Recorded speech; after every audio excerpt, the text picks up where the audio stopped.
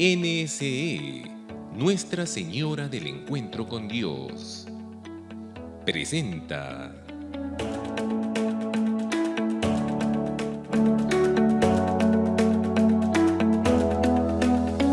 organizado por el Arzobispado de Arequipa.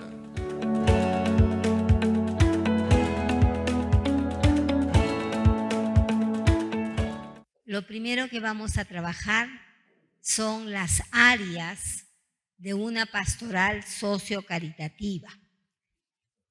Entonces vamos a ir avanzando. La iglesia, nuestra madre, existe para evangelizar, ¿no? Esa es la razón, el ser, la identidad de la iglesia. La iglesia existe para evangelizar. Y evangelizar es hacer presente en el mundo el reino de Dios. Acordémonos que Jesús fue un apasionado por el reino. Desde su primera predicación, ¿no? El tiempo se ha cumplido, el reino de Dios está cerca, ¿no? Arrepiéntanse, conviértanse y crean en la buena noticia, ¿no? Para Jesús era un apasionado por el reino y toda su vida fue dejando ese testimonio de la pasión por el reino de Dios su Padre, ¿no? Que lo lleva a entregar su vida. Pero Dios le devuelve la vida del resucitado, ¿no es cierto? A ese acto ignominioso hecho por los seres humanos de destruir la vida del justo, Dios lo devuelve en la vida en plenitud a la cual todos estamos llamados, ¿no? Entonces, cuando hablamos de que si la iglesia existe para evangelizar, es para hacer presente el mundo, del reino de Dios en el mundo, ¿no? Entonces, ese reino de Dios tiene algunas señales, ¿no? Y por eso tenemos nosotros que ofrecer a todos la vida de Jesucristo. Jesucristo realmente es el don de Dios por excelencia. Dios tanto amó Dios al mundo que nos entregó a su Hijo único, nos entregó al Señor, para que todos en Él tuviéramos vida, ¿no? Entonces son verdades muy profundas de nuestra fe, pero que no son verdades para tener en la cabeza, son verdades para vivirlas con el corazón, con el alma, con los sentidos, porque el que se encontró con Jesús cambió la vida. Monseñor lo recordaba ayer en la primera parte, ¿no es cierto? Se comienza a ser cristiano no por una intuición bonita, no por una filosofía muy interesante. Se comienza a ser cristiano por un encuentro que nos cambia la vida. Y yo creo que ese hecho tiene una fuerza tan grande que nos lleva incluso a sacrificar la vida, ¿no? A entregarla para que otros la puedan tener. Hay cosas muy lindas. Yo he recordado, pensando en estas cosas, una imagen muy dolorosa ahora que estamos viviendo todo lo que es la guerra, cuando en la zona de Libia, un conflicto muy grande, todos estos conflictos tan grandes entre los sectores más duros, más agresivos, más violentos del Islam, que capturan a una serie de personas cristianas y bueno, los condenan a muerte y están los que van a ser asesinados de rodillas y con los ojos cerrados se escucha una voz que dice: Jesús, ayúdanos, ¿no? Están enfrentando la muerte y la palabra que brota del corazón es decirle al Señor, reconocerlo que es Dios y pedirle que Él ayude en ese momento, ¿no? O sea, hay testimonios realmente impresionantes de lo que hace la fe. Cuando uno se ha encontrado con el Señor, la vida cambia radicalmente. No podemos seguir igual que antes, ¿no? los discípulos dejan las cosas. Mateo era publicano, cobraba impuestos, pasó Jesús, sígueme, dejó su mesita de cobrar impuestos y siguió a Jesús. Y después le ofreció una comida, un banquete en su casa, donde seguramente habían también muchos otros publicanos, ¿no? Entonces, y ahí tengo una frase que me parece muy bonita del Papa Francisco, en la Evangelii Gaudium, que él está escribiendo, es en la primera parte, que dice, les voy a decir lo que siempre he dicho a la iglesia en Argentina. Prefiero una iglesia accidentada, herida y manchada por salir a la calle, antes que una iglesia enferma por el encierro y la comodidad de aferrarse a sus propias seguridades, ¿no? O sea, la única seguridad que tenemos es el Señor. Y desde Él y con Él tenemos que abrirnos a todas las realidades que enfrentamos cotidianamente y que son muchas y algunas son muy graves, pero no podemos quedar indiferentes frente a eso, ¿no? Sigamos, por favor, ¿no? Y aquí yo tenía cuáles son las grandes avenidas de la pastoral social. Le llamo así porque no tengo otra palabra, ¿no? ¿Cuáles son los grandes temas que han motivado a la pastoral social? Estamos hablando de la reciente pastoral social, la que tiene alrededor de 120, 130 años, ¿no? En primer lugar es el trabajo humano. ¿Pero por qué?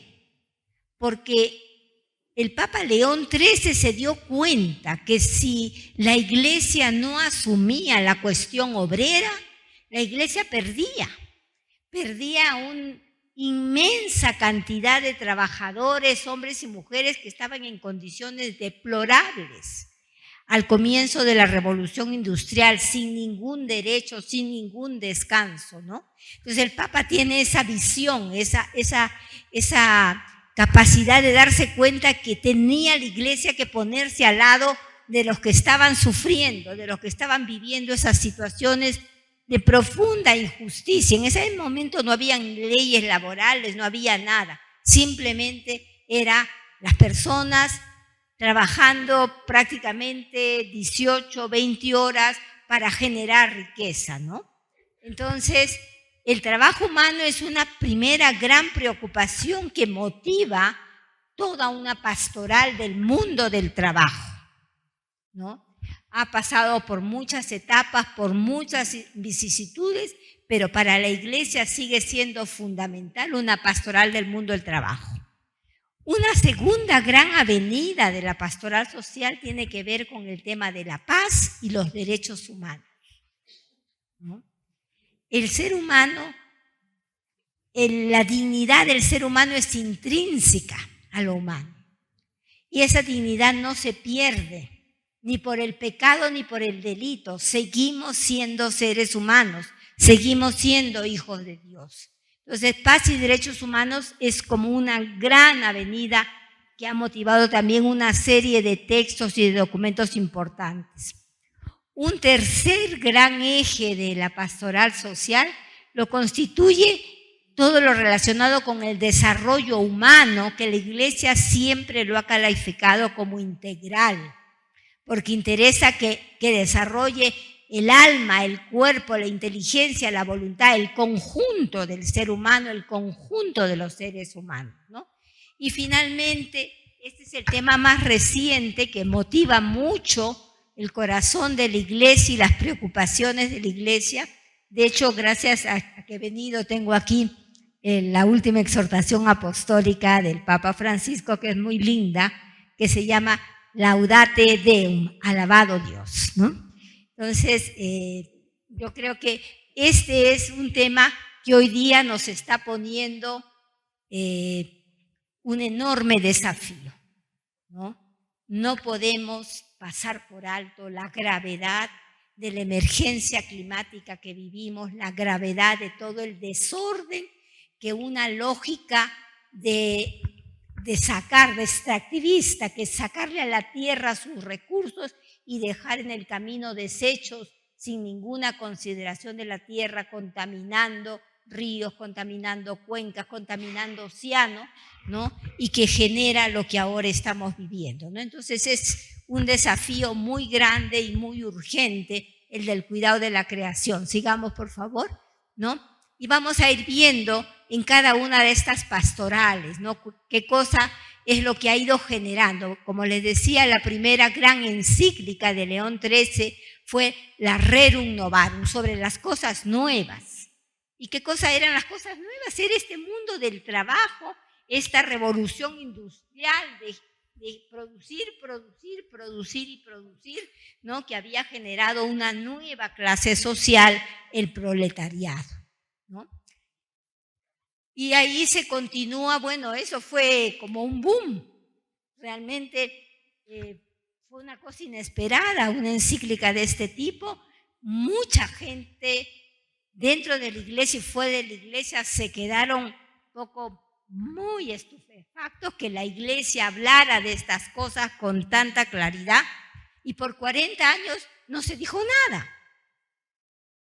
Y después entonces Pío XI, 40 años después, saca la 40º año, en el 40 aniversario de la Rerum Novarum, retomando el tema de la Rerum Novarum y viendo cuáles eran las cosas nuevas.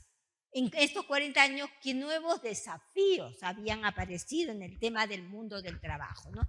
Ahí entra el tema, por ejemplo, del trabajo en el campo, ¿no?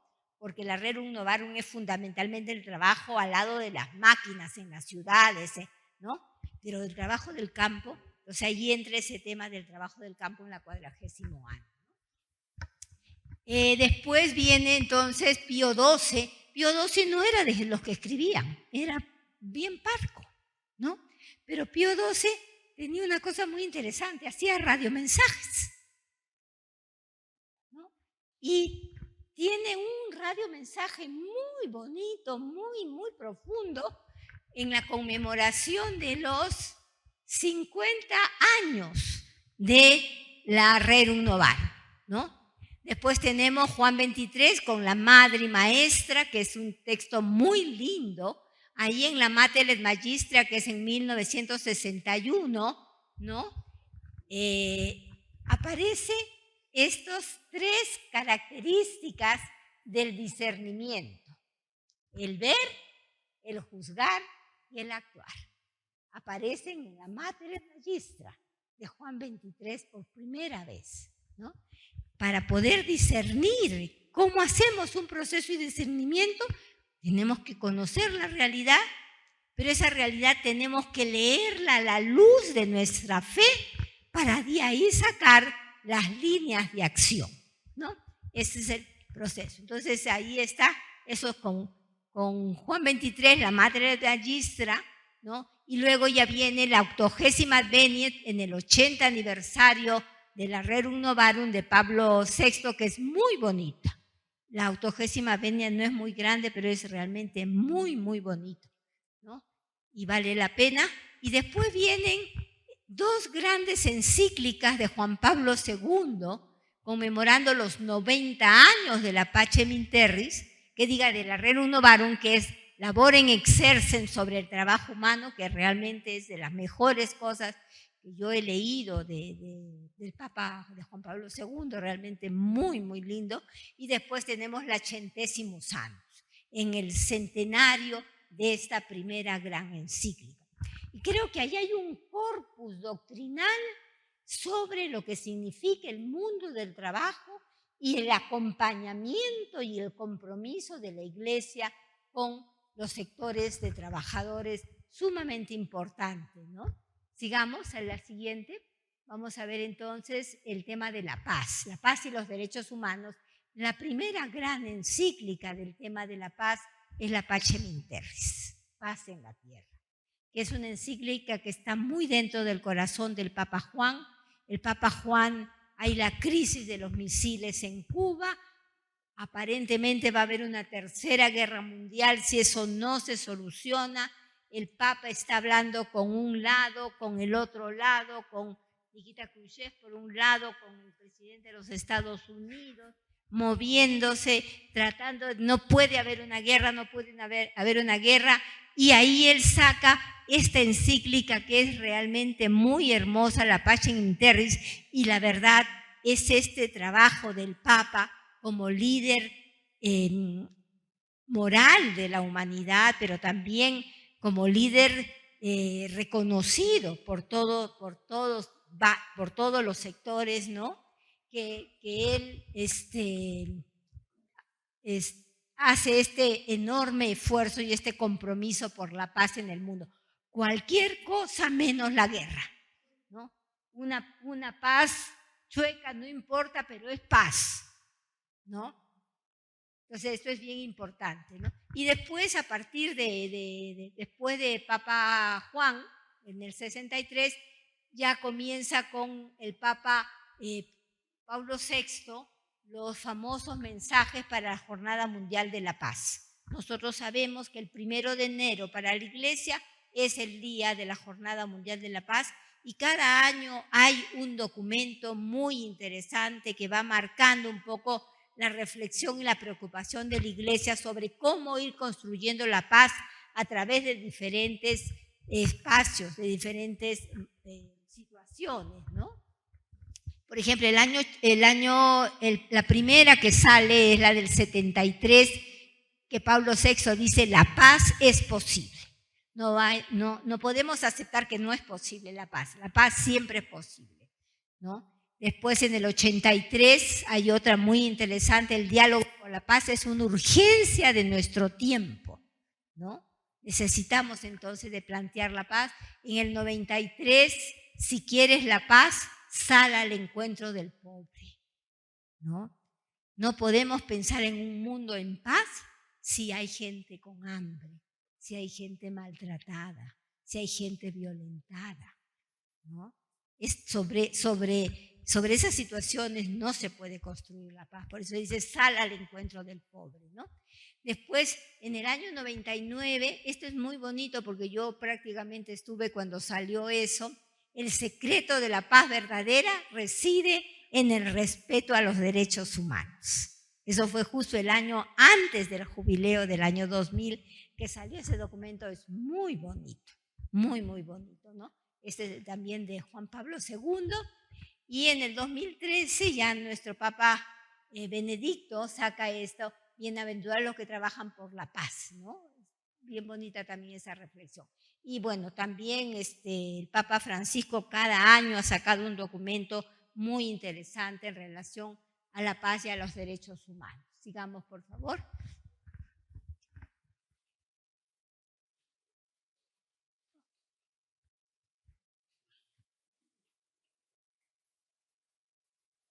Tenemos que avanzar. Ya. Después viene, esto es muy interesante, la gran encíclica que da origen a esta preocupación de la Iglesia por el desarrollo humano integral es la Populorum Progressio, el progreso de los pueblos. ¿Cómo van a lograr el progreso los pueblos? ¿De qué manera? Populorum Progressio, el progreso de los pueblos, ¿no? Y el Papa va a decir ahí que el progreso de los pueblos es el paso de condiciones menos humanas a condiciones más humanas.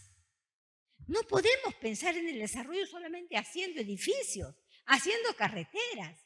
El desarrollo supone que todos podamos pasar de condiciones menos humanas a condiciones más humanas, donde nuestra vida, nuestros derechos, nuestros sueños sean respetados, ¿no? Entonces eso es algo muy importante, ¿no? Y después, 10 años después de la Populorum Progressio, sale la Solicitudo Rei Sociales, que es la preocupación social de la Iglesia, ¿no? Y ahí yo saqué esta frasecita que me parecía muy buena, cuando el Papa dice: la cuestión social ha adquirido una dimensión mundial. El mundo ya es uno solo, está totalmente interconectado, ¿no? Se propone, ante todo, señalar que el desarrollo es un hecho moral, que tiene su fundamento en el análisis de la realidad. O sea, yo no puedo sentirme feliz y contento, vivir en un mundo de mucha riqueza, cuando hay poblaciones que no tienen lo más mínimo para vivir con dignidad, ¿no? Entonces ahí, eso es un poco una crítica muy fuerte, ¿no? Según las palabras mismas de la encíclica, cada uno debe tomar conciencia de este hecho, precisamente porque interpela directamente la conciencia, que es la fuente de las decisiones morales, ¿no? Entonces, es muy interesante cómo la Iglesia ha ido desarrollando todo un corpus de reflexión, de doctrina, ¿no? En cada uno de estos temas que realmente nos han iluminado mucho. Y aquí tengo en el 2009 la Caritas in Veritate de Benedicto XVI, que una de las frases que a mí más me gusta, tiene cosas muy bonitas, pero el Papa en un momento dice: este mundo en el cual estamos viviendo, donde podemos conectarnos en segundos, ¿no? Con este aparatito yo puedo llamar y me conecto en un ratito con Japón, o me conecto con Europa, en fin, con Australia, puedo hacerlo, ¿no? Es una cosa impresionante lo que ha logrado la tecnología, ¿no? Pero lo que no ha hecho la tecnología es hacernos más hermanos, nos ha hecho más cercanos, nos ha acercado, ha superado las barreras de la distancia, ha superado las barreras del espacio, ha superado las barreras del tiempo, pero no ha superado la fraternidad, no nos ha permitido ser hermanos. Eso todavía es una tarea pendiente y eso es bien importante, ¿no? Y eso no depende de la tecnología, ¿no? La tecnología puede ayudarnos a acercar, pero no nos ayuda a construir fraternidad. Y esa sí es una tarea ética, una tarea fundamental que tenemos en la Iglesia. Sigamos, por favor, ¿no? Y la siguiente, que es la última, la más reciente, pero la que ahora nos está urgiendo de una manera muy grande, es todo lo que tiene que ver con cuidar la creación de Dios, ¿no? Desde el 90, en el mensaje de Por la Paz, paz con Dios Creador, paz con toda la creación de Juan Pablo II. Después viene la Caritas in Veritate, donde también entra el tema de, como les decía, de la caridad en la verdad. Después viene en el 2010, si quieres promover la paz, protege la creación, esto es de Benedicto XVI. La presencia de la Santa Sede permanente en todas las COP y en todas las reuniones que tienen que ver con el cuidado del planeta. La Santa Sede tiene delegados especiales que participan y que aportan, y eso es realmente algo muy bonito. Y tenemos estos dos hermosos textos, la Laudato Si, que salió hace 8 años, planteando el tema del cuidado, la responsabilidad que tenemos todos de este gravísimo problema, y que ahora se complementa frente a la COP de Dubái, que es la COP28, con la Laudate Deum, ¿no? Y aquí esta frase me parece muy importante, ¿no? El Papa lo dice al comienzo de la Laudato Si. Yo no he escrito esto, dice el Papa, porque ustedes sepan más, ¿no? No es en mi intención que ustedes sepan más, para eso se van a una biblioteca a investigar, ¿no es cierto? Él escribe esto para que tomemos dolorosa conciencia de lo que estamos viviendo y atrevernos a convertir el sufrimiento personal en sufrimiento personal, lo que le pasa al mundo. Si algo no nos duele, no vamos a cambiar. ¿Cuándo cambiamos? Cuando algo nos duele. Entonces tenemos que sentir el dolor del mundo, la pérdida de la biodiversidad, el maltrato del planeta. Nosotros somos parte de este planeta, estamos hechos de sus elementos, somos agua, somos aire, somos tierra. Nosotros no estamos por encima de la naturaleza para dominarla, estamos dentro de la naturaleza para cuidarla, para protegerla, para entregarla a las siguientes generaciones como es la voluntad de Dios, y no como nuestro afán increíble de lucro y de ganancia lo ha convertido, como dice en la Laudato Si, en un inmenso depósito de porquería. Disculpando la expresión, pero así dice el texto. no hay situación humana que no necesite un acompañamiento pastoral. Y eso es bien importante, ¿no? O sea, ¿cuántas pastorales hay? Cada situación humana puede ser razón para una pastoral, ¿no? Para responder como iglesia ante esas situaciones que nos surgen. De repente no podemos responder a todo, pero sí podemos responder a aquellas que son más urgentes, más fuertes y más desafiantes, ¿no? Entonces, una cosa que me parece importante marcar es este tema de la alegría.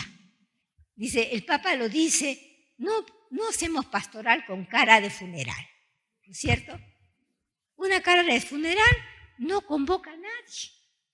Si tenemos una cara de 2 metros que ni una sonrisita le damos a nadie, ¿quién nos va a querer escuchar? Nadie, ¿no?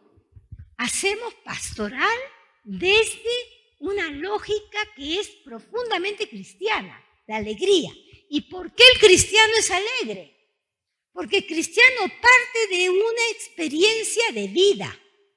El Señor fue crucificado y ahora resucitado. Eso nos llena la vida, ¿no? Entonces, nuestra experiencia cristiana es una experiencia que la vida ha triunfado sobre la muerte, porque esa es la voluntad de Dios. Y entonces nosotros engarzamos con ese proyecto tan bonito de que la vida triunfa sobre la muerte, ¿no?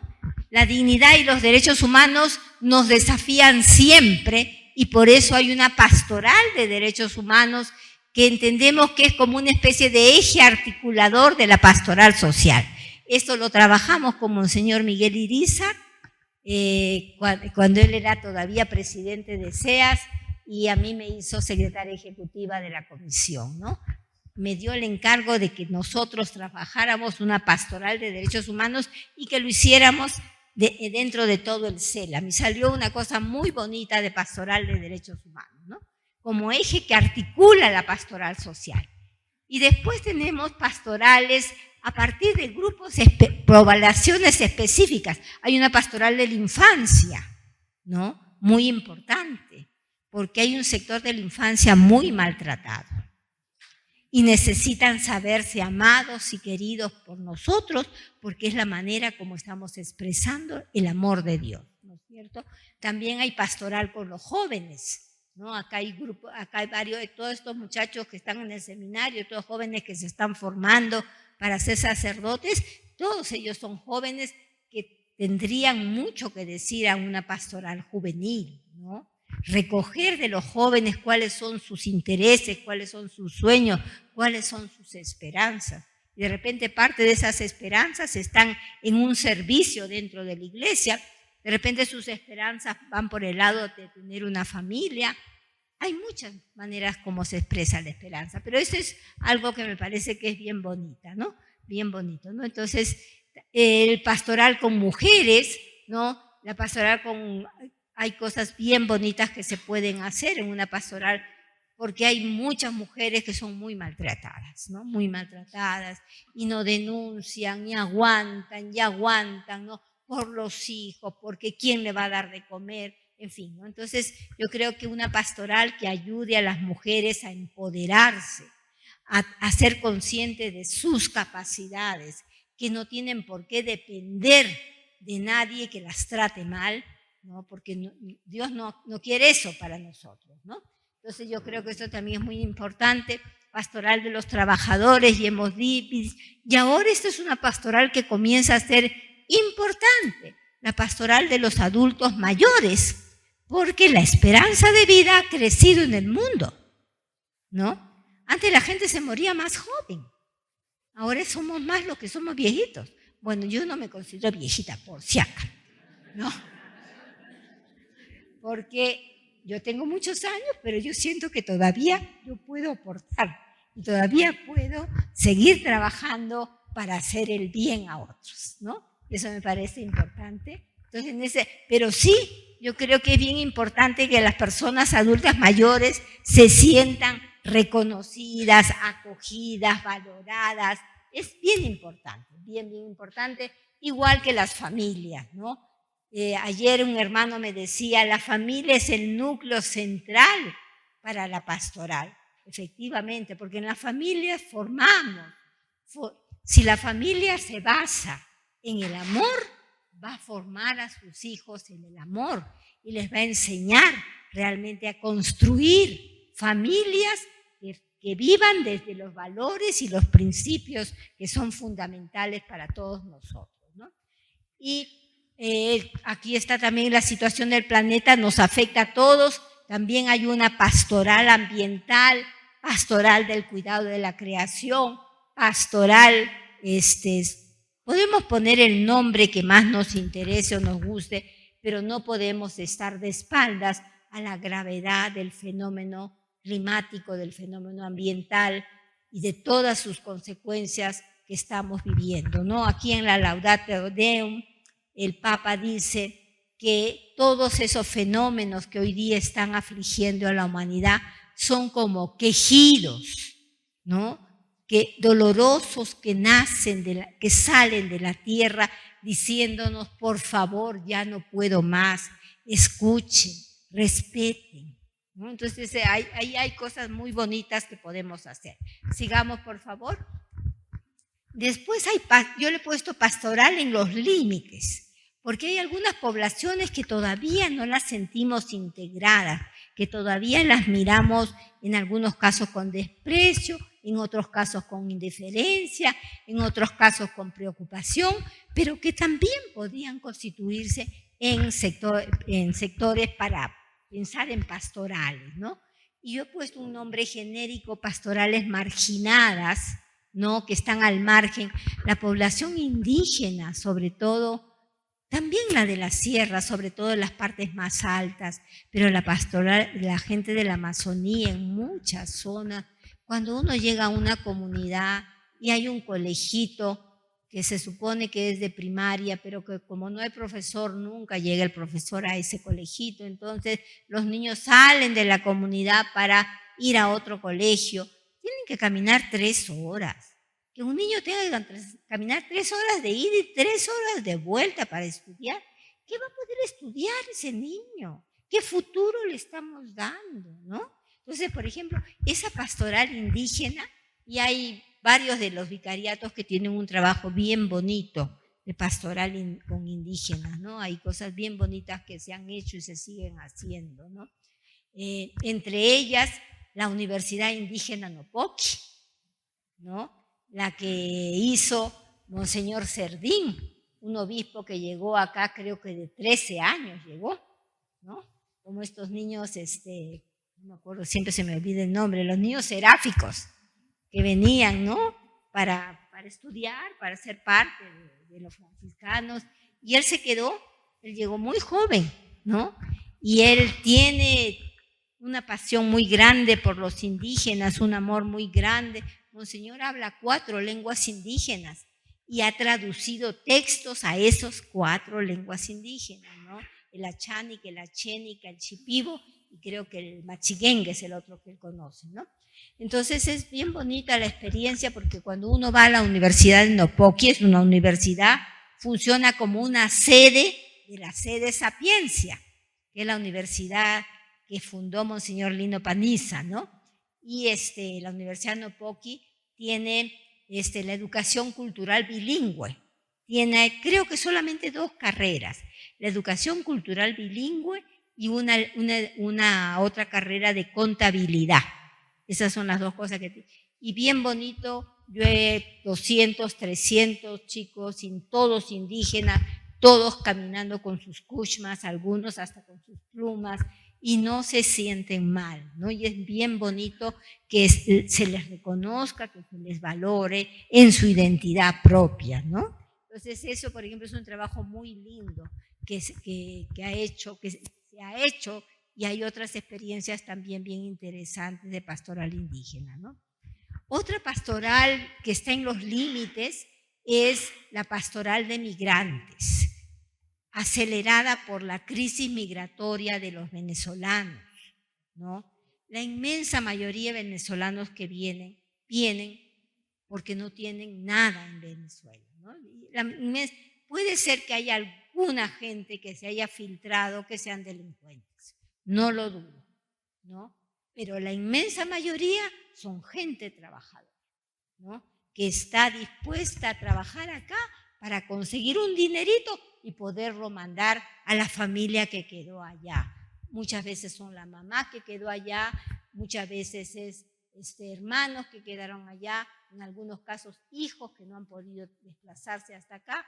Entonces hay un nuevo desafío que estamos experimentando y hay respuestas bien interesantes que se van haciendo desde las iglesias en relación a acoger a los migrantes, ¿no? O sea, la pastoral del migrante. Y yo puse acá otras poblaciones excluidas de las cuales normalmente no hablamos mucho, una pastoral de cárceles. Es cierto que el que esté en la cárcel lo más probable es que haya cometido un delito, pero eso no le quita el ser hijo de Dios. Eso no le quita su humanidad. Y entonces también el visitar al encarcelado es un acto de misericordia, ¿no? Acuérdense los actos de misericordia. Visitar a los enfermos, visitar a los encarcelados, visitar a la gente que está sufriendo, ¿no? Entonces, eso es bien interesante. Entonces, después hay esta sigla que no sé si está bien ubicada, LGTBIQ, que es todo el mundo, digamos así, de la gente que tiene otra orientación sexual, ¿no? Hay algunas religiosas, no conozco más, pero hay algunas religiosas que hacen un trabajo bien bonito con estos sectores que también son muy marginados, incluso dentro de sus propias casas, muchos los han botado de sus casas precisamente por ser diferentes, ¿no? Y no aceptan esa realidad, ¿no? No estoy diciendo que es bueno o que es malo, simplemente estoy diciendo que esta es una realidad que también nos desafía a nosotros como iglesia, ¿no?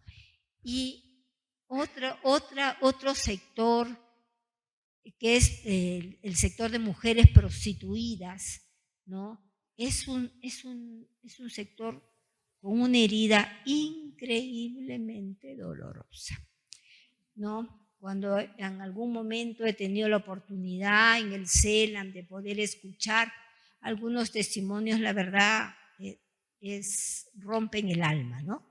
Pero hay sectores, sobre todo religiosas, ¿no? Pero no solo religiosas, que ya han comenzado a armar equipos de religiosas que van a la cárcel, ¿no? Y también que trabajan con mujeres prostituidas.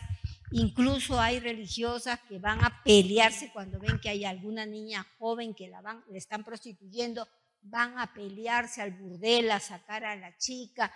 Yo no sé cómo lo hacen, pero hay unas mujeres maravillosas que son capaces de enfrentar y sacarlas, ¿no? Ofrecerles otra cosa. Entonces todavía no son muchos, pero hay algunos esfuerzos interesantes que se hacen con estos sectores. Y aquí puse yo pastoral política. Miren, en la Christi Fidelis Laici, sobre los fieles laicos, después del sínodo de los fieles laicos, salió una exhortación apostólica que se llama Christi Fidelis Laici, ¿no? Y en esa exhortación el Papa, Juan Pablo II, es muy claro y muy firme en afirmar que los católicos, los cristianos, nosotros no podemos estar al margen de la política, no podemos estar al margen de lo que él llama la cosa pública. ¿Por qué? Porque la política, dice, es el punto más alto de la caridad, porque la política debe tener como objetivo el bien común. Entonces, si la política la dejamos para los mafiosos, la política la dejamos para la gente que no tiene valores, que no tiene principios, ¿no? Entonces, la política nunca va a cambiar, nunca va a ser el punto más alto de la caridad. Tenemos que entender que la política nos desafía.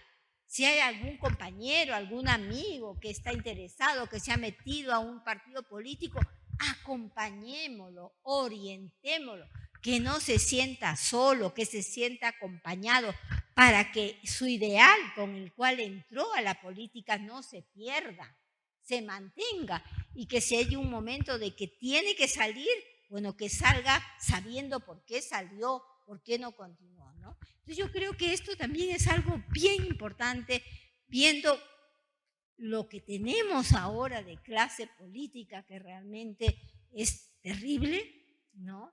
Que no tiene ningún interés o muy poco interés, o son muy pocos los que tienen interés en los grandes temas del país. La mayoría está ahí para ganar prebendas, para llenarse de plata los bolsillos, para viajar y para tener reconocimientos, ¿no? Lamentablemente. Entonces, la cosa pública, una pastoral en el mundo de la política es algo que no debemos de dejar de tener en cuenta, ¿no? Y si tenemos gente que conocemos que está metida en política, no la dejemos sola, acompañemos a esa gente, ¿no? Sigamos, no sé, a ver. Ya creo que esta es la última.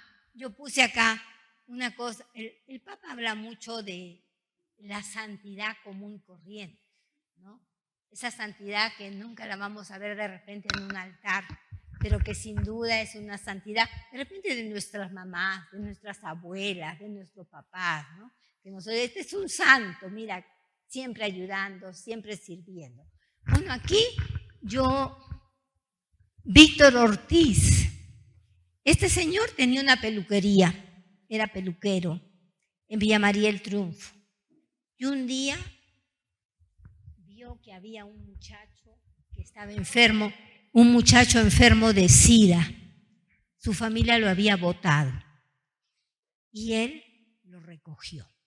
Y comenzó a hacer un trabajo increíble con lo poco que tenía, de recoger a la gente enferma de SIDA, acompañarla, tratar de que tuvieran sus medicinas. En algunos casos la gente moría, en otros lograron, la gente puede vivir con la enfermedad porque ya hay las medicinas, ya hay los retrovirales, ¿no? Pero su peluquería la convirtió en un lugar de acogida para personas enfermas con VIH. Yo digo, este señor Víctor Ortiz, que nadie conoce, hace poco estaba muy enfermo, felizmente ha recibido algún apoyo, alguna solidaridad y está mejor, ¿no? Que le llamaban el ángel del SIDA. Para mí, este es un santo. Alguien que gasta su vida para ayudar a personas en el límite, ¿no? Es un ejemplo muy bonito. El otro es este señor que era un empresario chico, ¿no? Que vendía balones de oxígeno. Ese era su negocio, de eso vivía antes de la pandemia. Llegó la pandemia y este señor peleó con medio mundo porque le estaba bajando el negocio a la gente que se enriquecía porque los precios del oxígeno los habían subido. Y él tomó la decisión que él seguía vendiendo el balón de oxígeno al mismo precio que siempre lo había vendido. Lo amenazaron, le pegaron, quisieron que cambiara, pero él siguió firmemente. Hace un par de años murió ya, ¿no? Pero yo creo que esta es otra persona, por ejemplo, que es un ángel, que es un santo, ¿no? Que no teniendo gran fortuna, dio todo lo que tenía para ayudar a otros. Y ahí hemos visto muchos ejemplos y de repente, si pudiéramos conversar, ustedes tendrían algunos ejemplos de ese tipo de personas que nos desafían por la capacidad de solidaridad, que no es otra cosa que el amor que tienen en el corazón y que son expresión de la presencia de Dios, ¿no? Yo pongo acá los bomberos que arriesgan su vida e incluso hay bomberos que han muerto al tratar de sacar a gente que está dentro de un edificio que está quemándose, ¿no? Y son bomberos voluntarios, no reciben un sueldo, ¿no? Pero son firmes defensores de personas que están en situaciones muy difíciles como es un incendio, ¿no? Arriesgando su vida. Y yo aquí pongo la experiencia más reciente que hemos vivido por la pandemia, las mujeres, las madres que salieron a hacer las ollas comunes Y yo he escuchado el testimonio de la presidenta de las ollas comunes de Caraballo. Tengo mucha cercanía en Caraballo porque he trabajado muchos años ahí. Y que ellas contaron, salían a las 6 de la mañana a la carretera a pedir que les tiraran cualquier centavito. Y así hasta las 11 de la mañana veían cuánto habían podido juntar. Juntaban ese poquito, iban al mercado y le decían a los caseros en el mercado: hermanito, solamente hemos conseguido tanto, ¿qué me puedes dar por esto?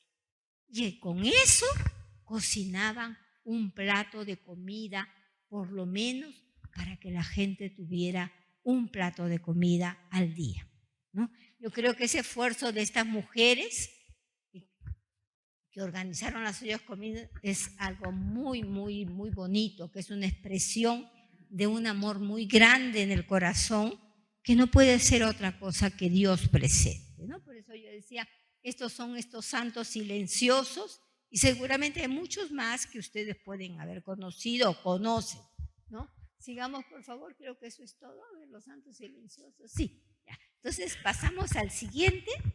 ¿O quieren pararse un minutito para estar, hacer un respiro profundo? ¿No? ¿No? Ustedes son bien disciplinados. Felicitaciones, monseñor. Muchas gracias. No, sigamos entonces, pasamos a la otra.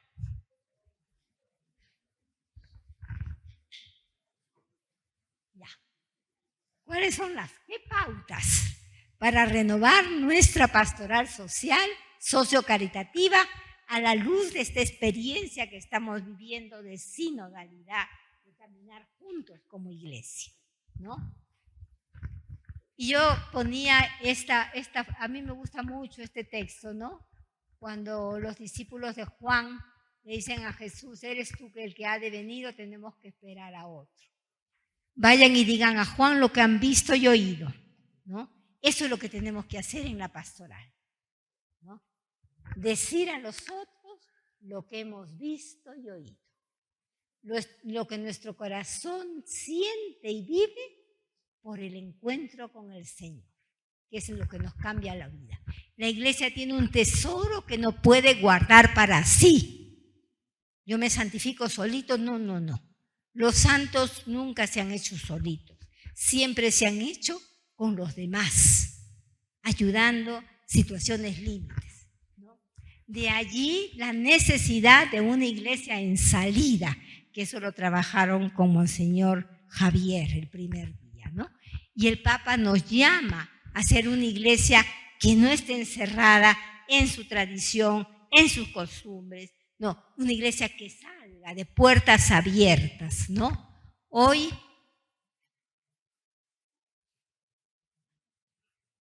no sé qué dice ahí. Hoy. Debía ser otra palabra que no la he escrito bien, ¿no? Están hoy en la pastoral, ¿no? Están presentes en esta realidad, en las realidades que vivimos, están presentes los escenarios y los desafíos siempre nuevos de la misión evangelizadora, ¿no? O sea, la realidad nos va proponiendo los escenarios donde debemos de actuar. Y todos somos llamados a esta nueva salida misionera, ¿no? Estamos en un momento nuevo de la iglesia, una iglesia que se abre, una iglesia que no tiene miedo del mundo, una iglesia que quiere acompañar los procesos. Cada cristiano y cada comunidad tiene que discernir a cuál es el camino que el Señor le pide. ¿Qué nos está pidiendo ahora el Señor aquí en Arequipa, en este 2023 que ya se está muriendo?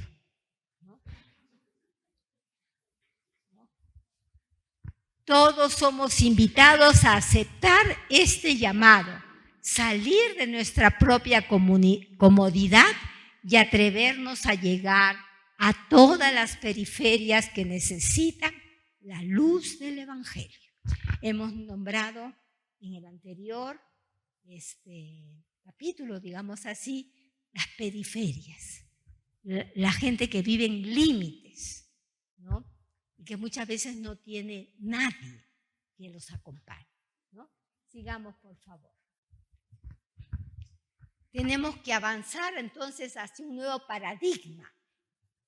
Cuando hablamos de paradigmas estamos hablando de modelos.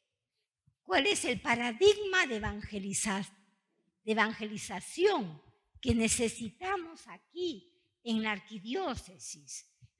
Que ustedes yo los felicito, venir 3 noches seguidas después de trabajar con cosas que de repente están pendientes, a estar sentados 2 horas, 2 horas y media para comprender un poquito mejor la novedad, la riqueza, la profundidad de lo que significa nuestro ser cristiano, ¿no? Entonces, un nuevo paradigma, ¿no? Es un paradigma del cuidado, del servicio, ¿no? El cuidado nos recuerda aquello que dijo ya hace 30 años la Carta de la Tierra.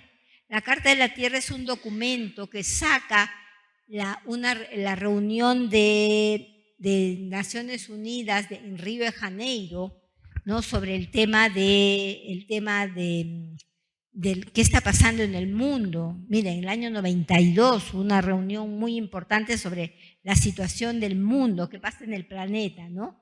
Y ahí dice en esta Carta de la Tierra algo muy hermoso y muy profundo y el Papa lo toma, está en la Laudato Si y también está en la Laudate Deum, ¿no? El Papa dice ahí: como nunca antes en la historia humana, el destino común nos pide un nuevo comienzo. Todos nosotros, los seres humanos, tenemos un destino común. Porque tenemos un destino común, necesitamos un nuevo comienzo para ver cómo debemos de caminar. Tenemos que caminar siguiendo la destrucción del planeta, siguiendo la contaminación, siguiendo el maltrato de los otros, o tenemos que hacer cambios para realmente tener un destino común, ¿no? Que el nuestro sea un tiempo que se recuerde por el despertar de una nueva reverencia ante la vida. Esa frase yo la pondría en letras de oro. Que el nuestro sea un tiempo que se recuerde por el despertar de una nueva reverencia ante la vida. Ante toda la vida es sagrada, la vida es de Dios. Tenemos que cuidarla, tenemos que protegerla, tenemos que defenderla, ¿no? Eso a mí siempre esta frase me llega muy adentro, ¿no? Esta nueva reverencia ante la vida, por la firme resolución de alcanzar la sostenibilidad.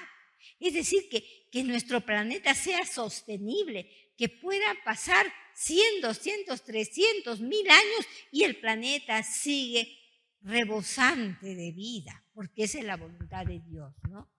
Por el aceleramiento de la lucha por la justicia y la paz, ¿no? No nos podemos quedar tranquilos si hay injusticia, si no hay paz. Tenemos que movernos, tenemos que movilizar, y por la alegre celebración de la vida. Esta frase me parece una frase muy bonita, está en la encíclica, 2 veces la ha citado el Papa, ¿no? Entonces tenemos que avanzar hacia ese nuevo paradigma, ¿no? Con esas características. Sigamos. Y aquí les voy a poner, esto es el Papa Francisco. El Papa dice cómo él entiende la iglesia. ¿Cómo le entiende? Una de las primeras características que entiende de la iglesia es una iglesia que primerea. ¿Qué quiere decir? Que llega primero, ahí donde están los problemas. Que está primero ahí donde hay sufrimiento. Que está primero donde hay que celebrar la vida, ¿no? Por eso es primerea, que llega primero, ¿no? La iglesia en Salir es una comunidad de discípulos misioneros que primerean, que se involucran, que acompañan, que fructifican y festejan. Primerear. Sepan disculpar el neologismo, lo ha inventado él. La comunidad evangelizadora experimenta que el Señor tomó la iniciativa. El Señor nos ha primeriado en el amor. Miren qué bonito, ¿no? Tomó la iniciativa.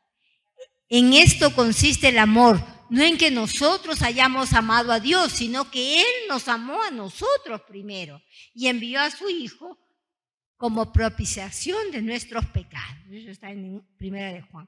Y por eso la Iglesia sabe adelantarse, tomar la iniciativa sin miedo, salir al encuentro, buscar a los lejanos, llegar a los cruces de los caminos para invitar a los excluidos. Vive un deseo inagotable de brindar misericordia, fruto de haber experimentado la infinita misericordia del Padre y su fuerza difusiva, ¿no? Atrevámonos un poco más a primeriar.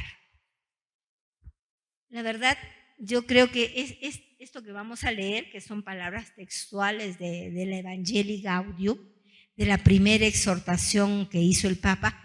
Al Papa lo eligen en el año 2013, marzo del 2013, y esta exhortación sale en octubre del 2013. Es la primera cosa que le sistematiza un poco su misión.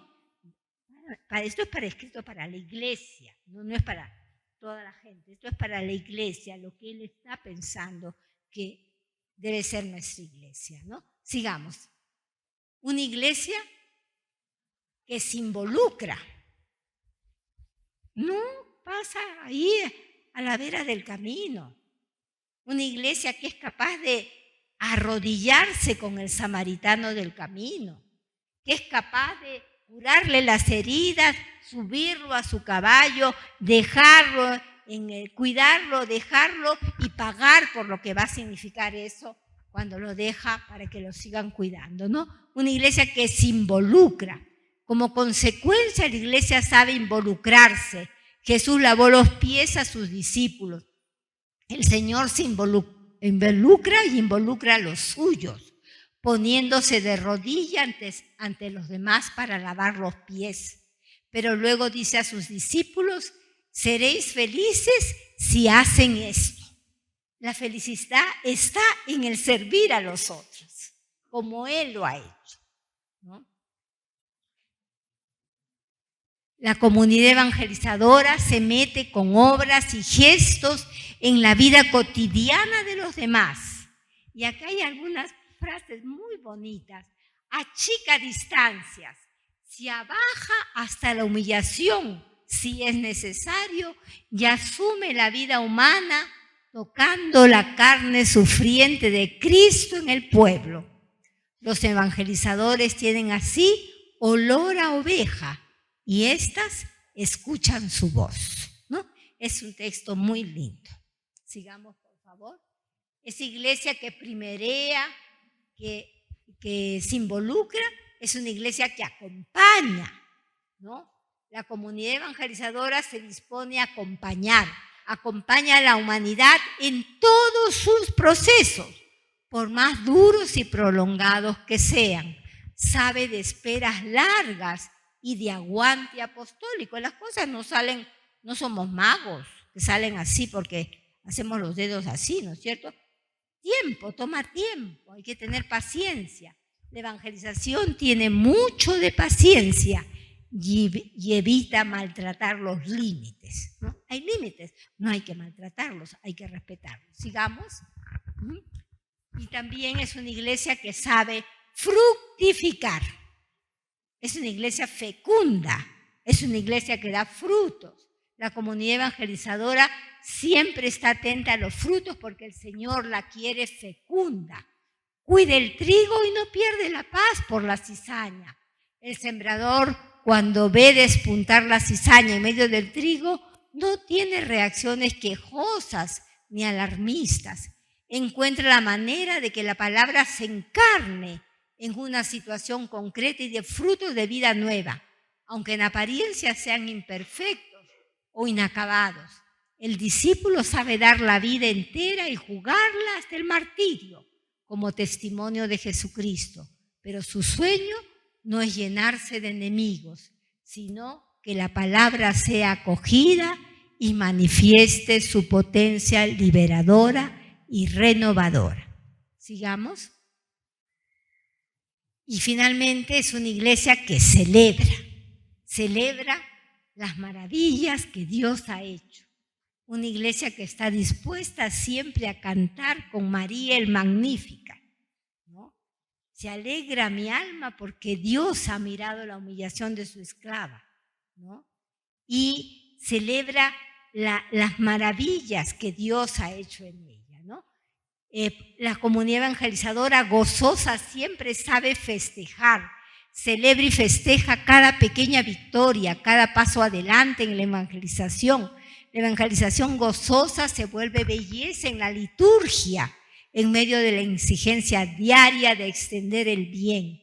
La iglesia evangeliza y se evangeliza a sí misma con la belleza de la liturgia, la cual también es celebración de actividad evangelizadora y fuente de un renovado impulso de donativo. Miren, nosotros en SEAS, disculpen el paréntesis, trabajamos en la época dura de la violencia, con mucha gente, las leyes se pusieron muy duras y capturaban a cualquier persona realmente con una acusación de terrorismo. Incluso sembraban pruebas, ¿no es cierto? Capturaban a un muchacho que estaba yendo, así como yo, ¿no? En buzo, ¿no? Tenía una mochila, lo veían con cara de la sierra y inmediatamente tenían la idea que era terrorista, ¿no? Y en algunos casos, en las mochilas aparecían propagandas senderistas que nunca la habían llevado, eran totalmente inocentes, ¿no? Pero nosotros trabajamos mucho el tema de la liberación de los inocentes, porque fue tan grosero lo que hicieron, detuvieron a tanta gente inocente, que hubo una especie de clamor de todos los sectores y se logró que se formara una comisión para revisar estos casos, la comisión Lancier, presidida por el padre Hubert Lancier, un padre de los Sagrados Corazones, que analizaba los casos de la gente que era inocente y que presentaba su denuncia para ser liberado. Y nuestros abogados en SEAS, teníamos un pool de abogados jóvenes, muy pilas, muy comprometidos, que estaban detrás de los casos, asumiendo los casos. Yo he visto llorar a la gente cuando el caso no lográbamos la liberación y lo condenaban y sabiendo que era injusto y las abogadas llorando ahí, ¿no? Pero bueno, se hizo todo lo que se podía hacer y después había que seguir acompañando a esta persona. Pero en muchos casos la gente era liberada después de haber estado 2, 3, 4, 5 años, gente inocente, gente sencilla, gente pobre, ¿no? Y de las cosas más bonitas que yo tengo en la memoria en SEAS es que cuando llegaba uno de esas personas que había salido en la cárcel, íbamos con la familia, no lo dejábamos solito, a recibirlo, a sacarlo de la cárcel. Era una fiesta, llegaban a SEAS, todo el mundo bajaba a abrazar, lo abrazábamos, le damos la bienvenida, teníamos un regalito, hacíamos un pequeño brindis, pasábamos galletitas. Nada extraordinario, pero era la alegría de un hermano inocente que estaba preso, pero que lo habíamos logrado liberar, ¿no? Entonces yo creo que esa iglesia que celebra, que festeja cada pequeña victoria, es muy importante. La iglesia que celebra, porque la celebración es una expresión de Dios, es una expresión de una vida entregada. Sigamos, por favor. Una iglesia abierta, ¿no? El querigma tiene un contenido social que está en el corazón del evangelio, eso no lo podemos negar.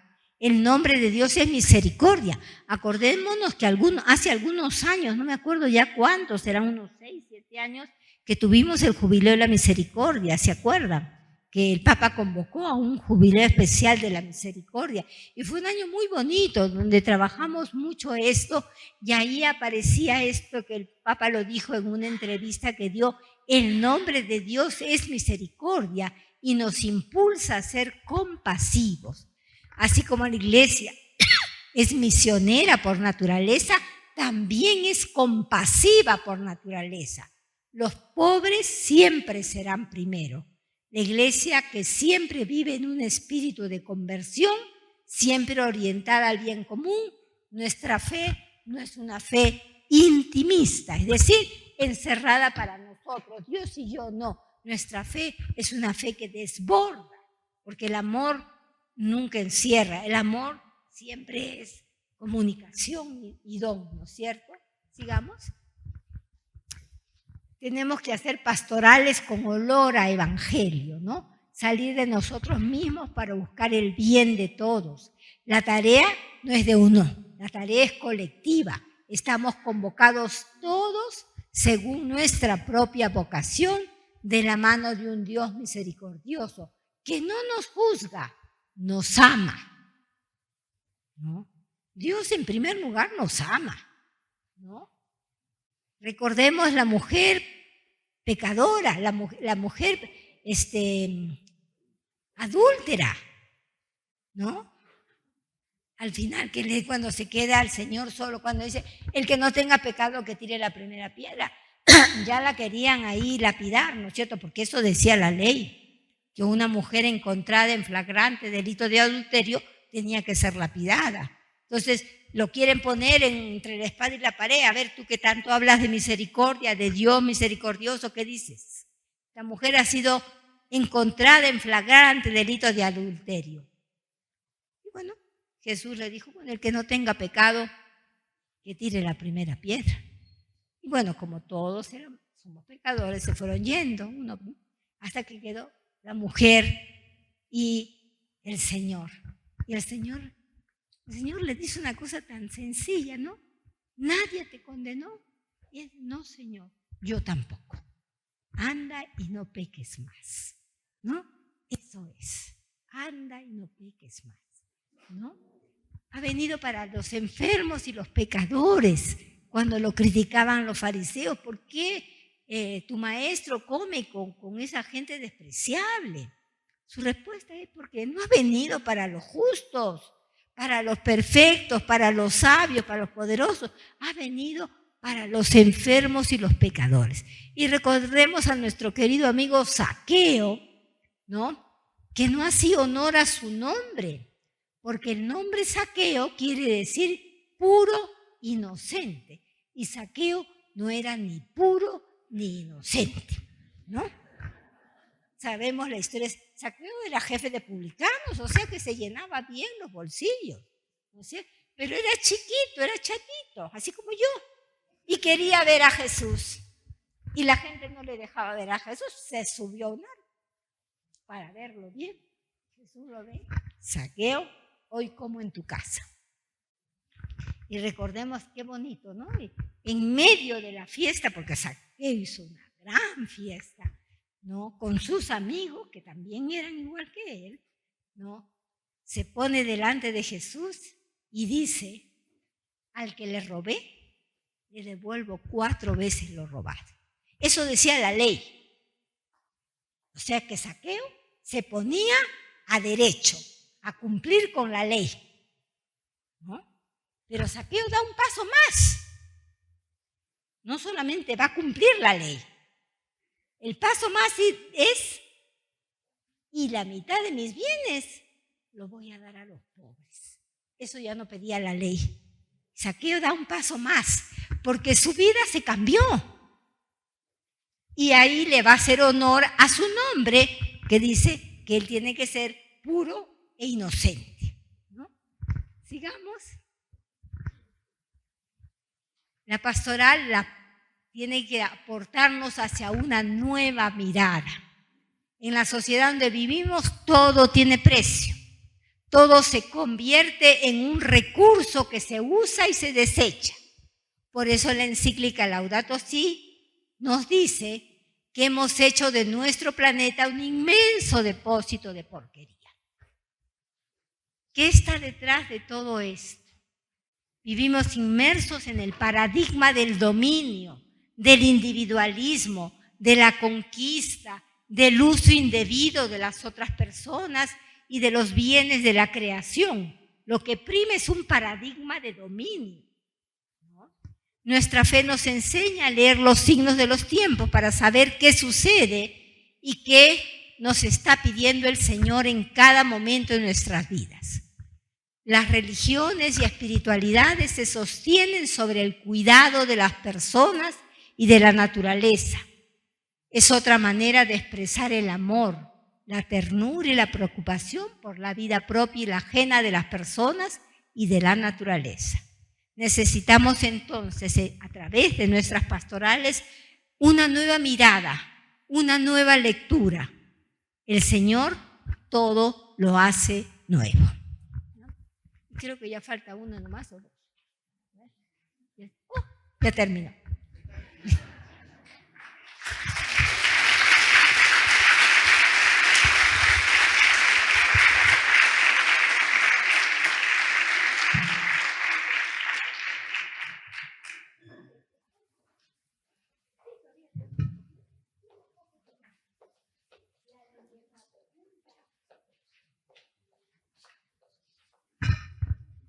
Muy bien, agradecemos a la licenciada Laura por esta exposición tan brillante y con tanto cariño que ha hecho, nos ha transmitido el amor que tiene por Dios, el amor que tiene por la iglesia, el amor que tiene por los demás, especialmente por los pobres.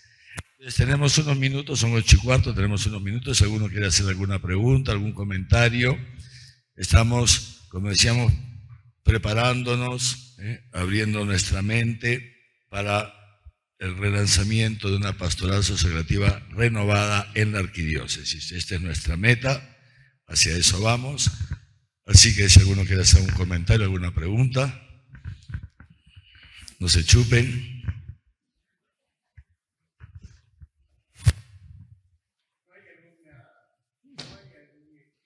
Ahí hay...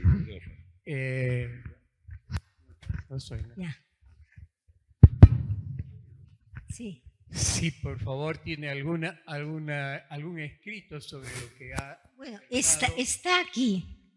Si lo pueden Eso, reproducir y para pasarlo. poder pasarlo. Sí, para pasarlo ustedes con todo gusto, ¿no? Ya, Eso podemos hacer, no hay problema. Sí. por favor. Sí. Entonces, pedimos a la licenciada Laura que, como está aquí, ¿no? Entonces, lo tiene grabado el centro pastoral. Lo pueden pedir al centro pastoral, a la hermana Sor Caterine, ¿no? Se lo piden y ella se los envía, ¿ya? Por mail. Muy bien.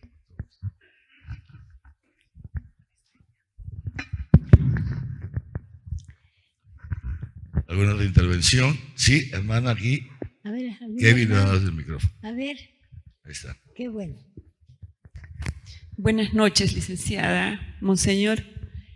A mí me parece muy interesante ese enfoque que tiene de cuidar a las personas y cuidar el medio ambiente.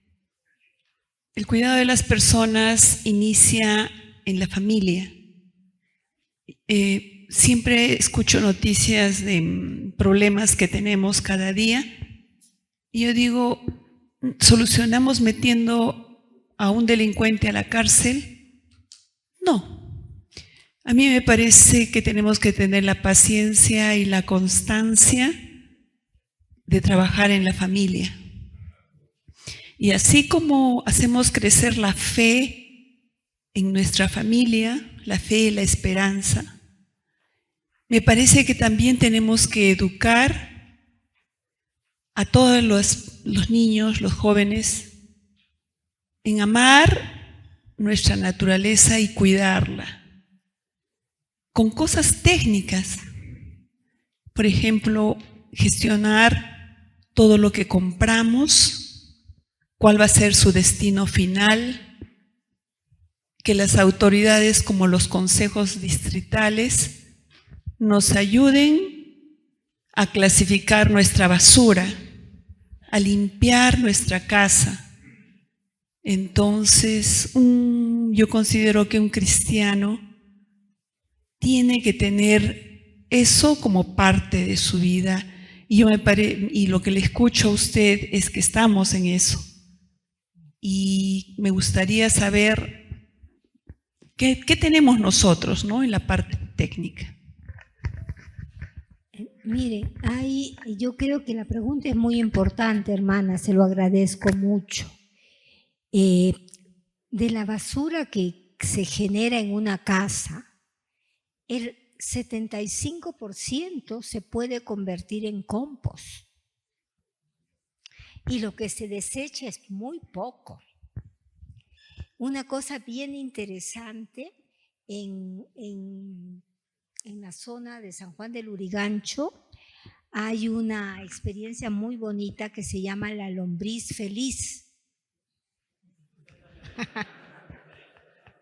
Sí, y la lombriz feliz es que este grupo ha generado un proyecto muy bonito de hacer compost en base a unas lombrices que son muy especiales, muy buenas, y que hacen un compost fantástico.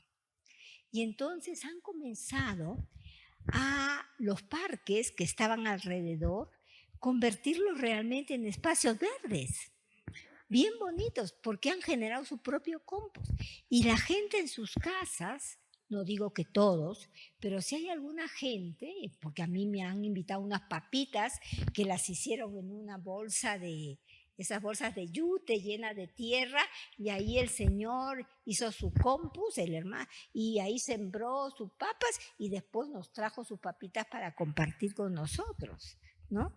Entonces, mire, hay cosas que se pueden hacer y que de esa manera estamos generando menos basura, estamos transformando los desechos en compost y estamos generando un abono orgánico que es muy bueno.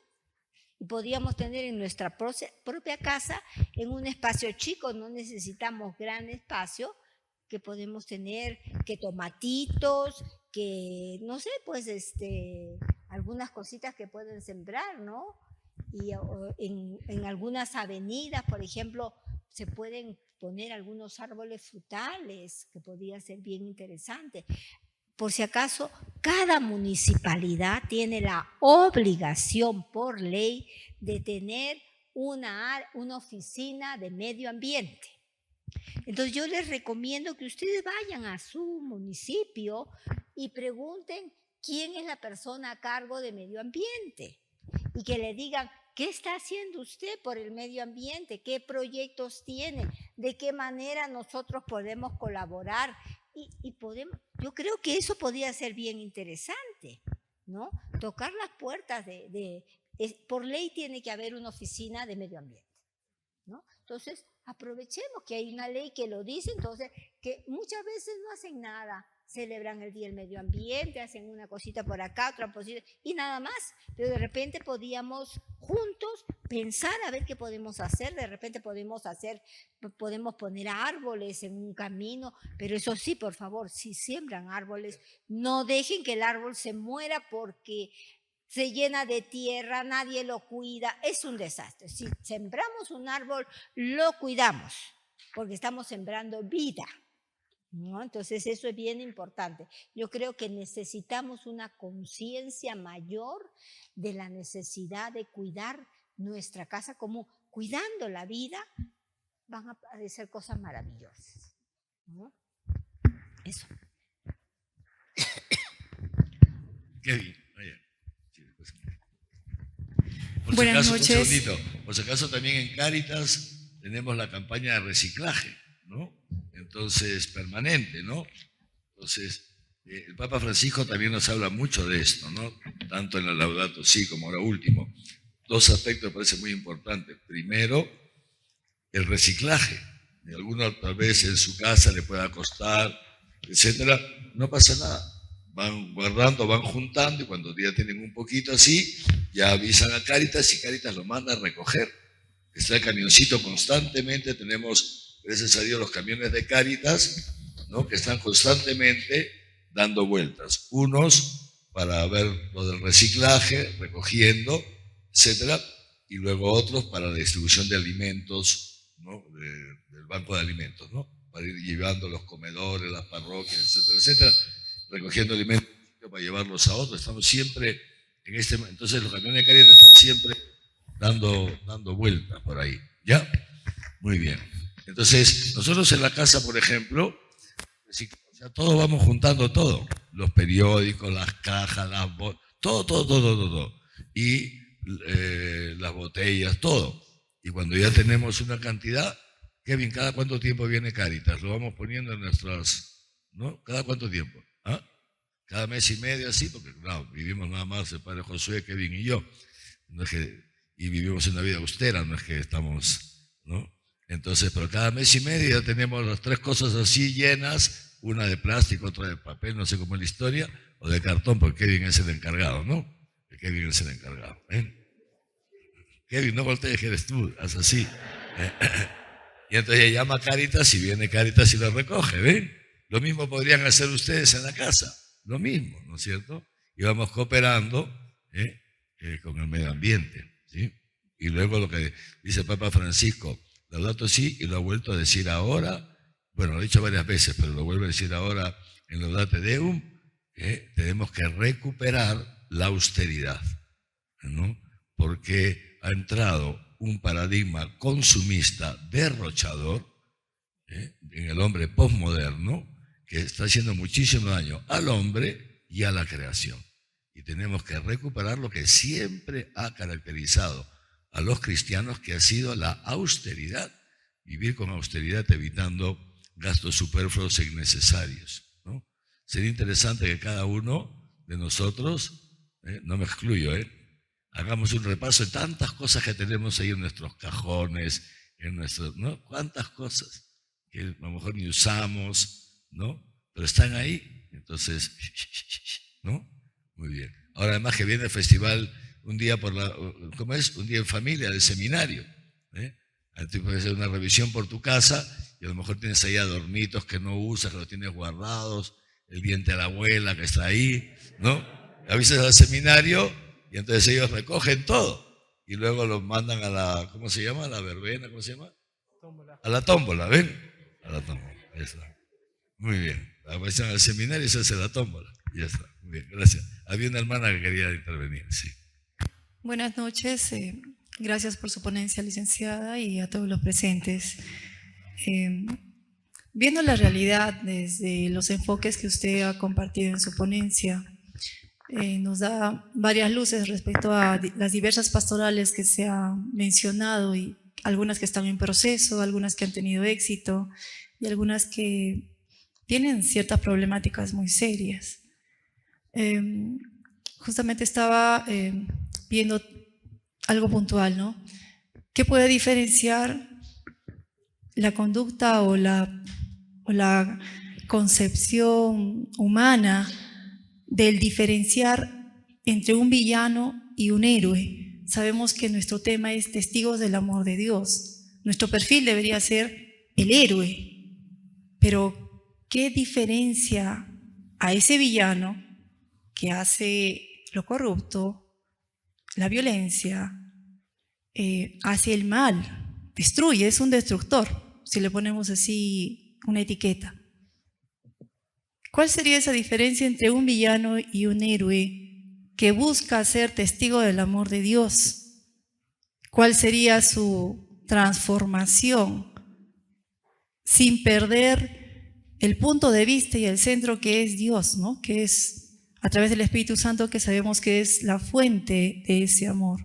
¿Cómo transformar a este villano en todas las diversas pastorales que se van presentando? Porque hay escenarios bastante dolorosos. Y algo que usted comentó, el ser humano, lamentablemente, su aprendizaje para tener el encuentro con Dios tiene que ser a través del dolor. El villano y el héroe también pasan por ese proceso del dolor. Pero a través de ese dolor, ¿por qué el héroe es héroe? ¿Y por qué el villano decide corromper al resto? Y si estamos ante la sociedad o familias, a veces tenemos villanos hasta dentro de nuestra propia comunidad, aunque no se hayan declarado, ¿no? Pero lo hay. Sociedad, trabajo, amistad, hasta uno mismo es su propio enemigo. ¿Cuál sería esa diferencia, licenciada? Gracias por su respuesta. Mira, no es fácil responder, es bien difícil poder decir quién es villano y quién no es villano. las obras son los que nos van a indicar, ¿no? Si hay una persona que está caminando haciendo el bien o es una persona que está haciendo el mal, ¿no? Pero hay una cosa que a mí me queda de una charla, de una conferencia que dio el Papa Francisco, cuando nos dijo: no juzguen, porque cuando nosotros juzgamos sobre la apariencia, porque solamente vemos lo que está, lo que podemos ver. Dios es el único que puede juzgar porque ve el conjunto, lo que nosotros no podemos ver, las motivaciones, lo que ha permitido que tal o cual persona actuara de una determinada manera. Si es una persona que está actuando mal y está cometiendo delitos, para eso existen las leyes, ¿no? Que tenemos que ponerlas en marcha, ¿no? Si hay alguien que comete un delito, no podemos hacernos de la vista gorda. El delito tiene que ser sancionado. Pero a nosotros nadie nos ha constituido en jueces. O sea, lo que estoy intentando decir es que nosotros, es bien difícil juzgar al otro, porque muchas veces solo vemos la apariencia, no conocemos las razones profundas que están debajo de esa situación, ¿no? Bueno, muchas veces nos llenamos de ira, ¿cómo fue posible? ¿Que han hecho eso? ¿Que por aquí? ¿Que por allá? ¿No? Pero es bien difícil poder diferenciar dónde está el villano y dónde está el héroe.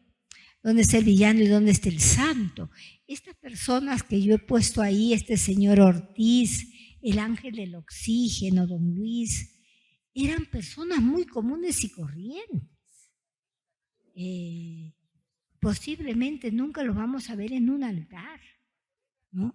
Pero su manera de dar la vida por poblaciones que nadie daba la vida. O sea, no he mencionado, en la época de la pandemia, que no podíamos ni siquiera enterrar a nuestros muertos, ni siquiera podíamos acercarnos a esas bolsas negras donde los metían, eran bolsas lacradas que se llevaban, ¿no?, para ser incineradas, ¿no? Hubo alguna gente que ayudaba para cargar esas bolsas, ¿no? A riesgo de poderse contagiar. ¿Qué motivaba a alguien a hacer eso? En algunos casos era gente venezolana, que recibía una pequeña propina por haber hecho una oración o por haber acompañado a un entierro. Una cosa muy, muy chiquitita, pero que le significaba algo que no tenía, ¿no? Entonces, la pregunta es interesante porque creo que es difícil juzgar, ¿no? Porque juzgamos en base a las apariencias.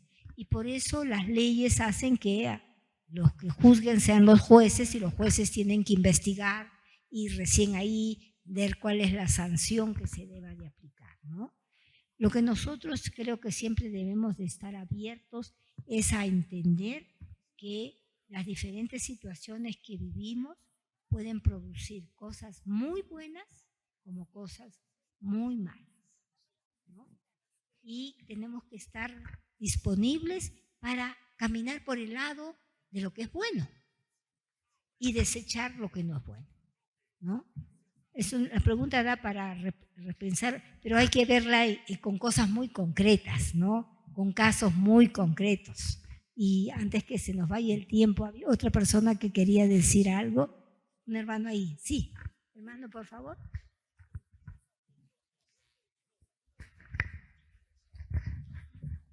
Buenas noches a todos, buenas noches, hermana. Anoche había tocado un tema muy delicado en el aspecto social. Es el tema sobre el tema del aborto. Lo que yo quisiera saber, ¿qué pasaría cuando una madre está en peligro, como también el bebé? ¿Cuál sería cuál sería el punto de vista de la Iglesia Católica? ¿Cuál sería la interpretación para solucionar ese asunto? Gracias. El tema es delicado, efectivamente, ¿no? Y el Papa lo dice. La Iglesia siempre va a decir no al aborto porque es destrucción de una vida inocente, ¿no es cierto? Eso es claro. Y el Papa lo que dice, que me parecía muy lindo, eso lo dice el Evangelii Gaudium, es que nos hemos preocupado mucho de condenar a la mujer que por ABX circunstancias abortó, pero no hemos hecho ningún acompañamiento, ¿no? La hemos dejado sola, abandonada. Y entonces el Papa dice, por favor, no estamos discutiendo, estamos en contra del aborto. Esa es la doctrina de la Iglesia. Pero no nos olvidemos que la persona que abortó es un ser humano. ¿Qué lo llevó a cometer ese delito, ¿no? Ese crimen, porque es un crimen, ¿no? Y hay que entonces entrar en la lógica de la escucha y de la misericordia. ¿Qué pasó? ¿Por qué pasó? Porque la gente que... yo no me imagino que es una cosa fácil. Debe ser una decisión muy dolorosa para una madre, ¿no? Y yo tengo una cosa muy cercana. Mi sobrina salió embarazada y el chico quería que abortara a la criatura. Estuvo en mi casa como hasta la 1 de la mañana para convencerme a mí que tenía que convencerla a mi sobrina que abortara. Y yo le digo, la decisión no es mía, es de ella. Y si ella quiere a su niño, aquí la vamos a ayudar. Porque nosotros en esta casa no estamos a favor del aborto, ¿no? Pero señora, si yo no tengo trabajo, bueno, ya ahora se mueren por la criatura.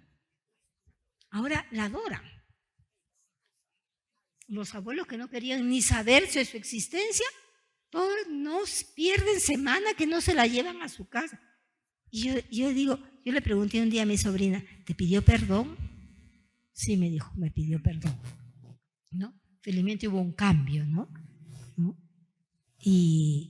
Pero les digo, son temas bien complejos, tampoco podemos obviarlos. Sí, sobre el caso específico que nos ha planteado el hermano, dice, ¿qué pasa cuando la vida de la mamá está en peligro? ¿No es cierto? Entonces sí es muy importante que conozcamos. Primero les quiero decir lo siguiente, cuando el Ministerio de Salud sacó el famoso protocolo del así mal llamado aborto terapéutico, porque la terapia es para curar y el aborto nunca cura, ¿no es cierto?